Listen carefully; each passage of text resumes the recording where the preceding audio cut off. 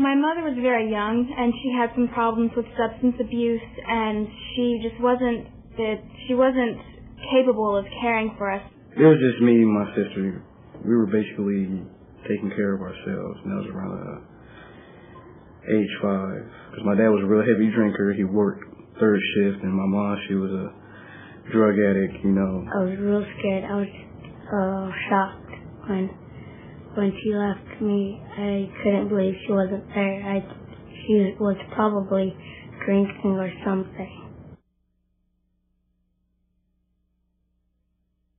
I was placed in the system when I was 3. When I first went into the foster home, I felt scared. I felt lonely. Because mainly I didn't want to be there, or they didn't want me there. We weren't the kids like normal kids, like happy kids. Well, I was in foster care for 10 years, and I moved about 14 times. In the span within a year, I was out of 5 homes. When my real mom used to be with me, when she'd leave all the time, it felt like I never had a mom before. Being in a courthouse, you're scared, nervous. It's this big building with all these people. Long hallway, a whole bunch of people, you know, talking about me. It was really difficult. I thought I was never going to see my brothers and sisters again. You wonder where your mom or dad went, and you wonder where you're going to end up at, and you just hope it's a good outcome. But most of all, you want to go home. All kids like me wanted a chance. The program is referred to as CASA, Court-Appointed Special Advocates. And that's a rather fancy name for trained volunteers who are appointed by judges to speak for the best interest of a child. In some places we're called CASA volunteers. Other places we're called guardian ad litem. In some places they're also called pro-kids and child advocates. As CASA volunteers, we represent abused and neglected children in juvenile court. I thought, actually, this is the best way that I could affect change for children. There's a great deal of abuse going on, and there's a great deal of children who are falling through the cracks of the system. The system's not perfect. They all are from abused and neglected homes. To some degree, they have physical abuse, sexual abuse, emotional abuse. We need people, caring people, to take a child under their wing. And they need a secure future like you would want for your own children. So it just made me more convinced than ever about the value of having a CASA on a case for children. As a CASA volunteer, I am a link between where that child is and where that child wants to be. All kids are happy to have somebody, you know, that'll speak up in court on their behalf, you know, tell the people what they feel and what they want to happen. She became a very stable person in my life.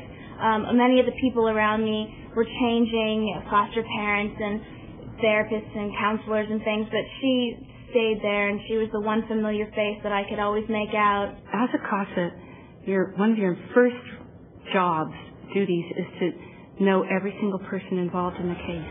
I may talk to the child's doctor, child's teacher, child's principal, caregivers, friends, family members, just to get a handle on the child's living situation. You would make assessments, and you would know if they are in the right educational program, if they should be in special ed, if they are in need of counseling, sometimes if they even need clothes. Probably the best outcome for a CASA volunteer is to see that child finally adopted, or maybe placed securely in a foster home, or maybe even reunited with his natural family. And I can see that they've moved from being so afraid to being a confident child. That makes me feel complete. When I have seen that that child is in a safe and permanent home, and that he's happy in that home. What I really like about living here is having a mom and a dad. If you have a problem, you know that you can go home and talk to your parents about it, and you know that, they'll be there to help you through hard times and give you advice. I have friends and a family who loves me dearly. It's my home. I have my own room and my own bed. My room's pretty groovy. For me personally, it's been such a privilege. I just love every one of them, and I really feel I know them. And as I said to somebody, I want to be in your life forever, and I want to dance at your wedding. My guardian at Litem changed my life. She stood up for me. She spoke for me. And now this is my home.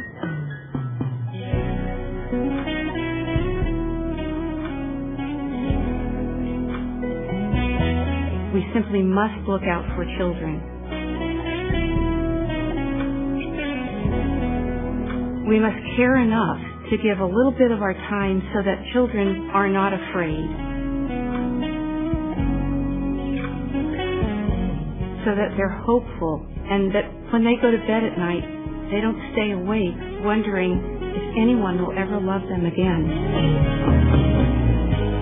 Did you ever